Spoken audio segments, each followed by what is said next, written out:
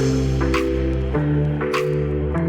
everyone, thank you for being here. Thank you for choosing to become aware about mental health. Why does baby blues, postpartum depression, all of this happens? Why? See, when a woman is expecting, she's treated like a queen, where perhaps she starts receiving all kinds of privileges, all kinds of pamperings, irrespective, you don't just talk about inner circle, the family taking care. You go to a public place, people will be generally very courteous to you. They'll be offering you seats. They'll be ensuring, are you comfortable? You receive a lot of love from the universe, from your family, from your husband, parents. You're getting in a lot of food to eat. People are taking care of you. Everything changes. You're getting the privilege of being a queen who's carrying a wonderful child. Great phase of pregnancy. Moving on, the delivery. You get the most wonderful blessing of your life, a wonderful, happy, beautiful baby. But with the cost of undergoing a massive physiological change. Irrespective of what kind of delivery you had, was it a normal delivery, vaginal delivery, or was it a C-section? The body undergoes tremendous amount of trauma. Let's understand what is a trauma. Trauma is a massive event of your life. And birthing a baby is a trauma. We've always seen people screaming, hurting themselves while delivering. And even if you had a C-section, it is presumed that it was easy, but the after effects of that are extremely challenging. You can't move, you can't get up, you constantly need support. Your body is being cut down or perhaps been teared down. It is extremely traumatizing. Every cell, every tissue of your body experience a lot. Now that state of shock, that state of pain stays within you. It will eventually gradually fade out, heal, and you will recover. But that process takes time. So when I talk about your body, it goes through something very massive. It needs a lot of processing time to heal. Similarly, when I talk about the baby arrival, all the pampering that you got initially, that tends to slightly fade away. Why? Because everybody who's walking towards you initially kept saying, oh my God, how are you? What do you like to eat? How are things? What are your preferences? Are you happy? Think good thoughts. Be positive. Come, I'll take you out for a walk. Everything wonderful. Right? But what happens once the baby comes? Every person who walks into your room, they'll be like, oh, lovely. Congratulations. Such a cute little baby. Wow. What is your name? How was he? How was she? What was the weight? The entire focus of attention shifts from you to the baby.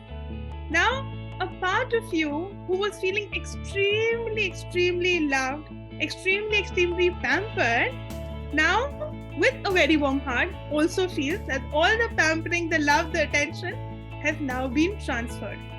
I remember when I had my baby, every single person who came to see my child came with a lot of gifts. And there was one set of my very close childhood friends who also got a gift for me. Yes, my daughter is born, Naomi is in the world, we love her, but you've also have gone through something very major. And this is for you, we've got you a gift too. And I remember crying with that very fact, oh my God, someone has actually acknowledged me while coming to meet my daughter. So yes, the dethronement that you have, I kept referring you as a queen until now, but dethroning that the princess has arrived and all the attention goes to them is also emotionally challenging, because you perhaps are going through an emotional phase where everything is new to you. You've gone through a massive physical state, and even the social state of your surrounding is now been changing. That is a challenge, that is a transformation, which again feels a little overwhelming. And of course, we cannot deny the biology behind it. happy chemicals that were being released, all the estrogen, all the progesterone, all of that was making you glow, making your hair luscious, is now beginning to deteriorate at a very, very massive stage. And with this excessive chemical switch, your emotional stability, your emotional well-being also gets trickled down.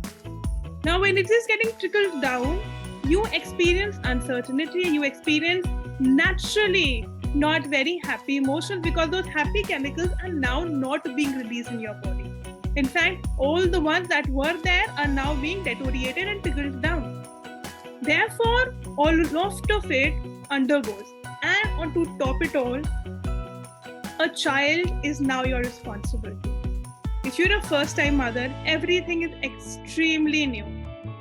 And with a lot of millennial moms I've seen, you have your own set of belief system.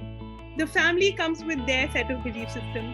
You have done some amount of research. The family syncs with their amount of experiences. A lot of conflicting ideas come forward. Very often, there have been cases where people want support, the family is not supporting. There have been cases people would have preferred some amount of privacy, some amount of ability to make their own choices. They've not got the freedom, where perhaps the other people in the family have told them, "Nay, this is how it is done and this is the only way it will be done." Along with a new baby, a lot of superstition comes in. Then again, that becomes a question of what, how, when, justification of whether it's right, whether it's wrong. It's my baby, this is the way I want to make my choices as a mother. So all of this is chaotic. All this happening very rapidly. And to top it all, no sleep.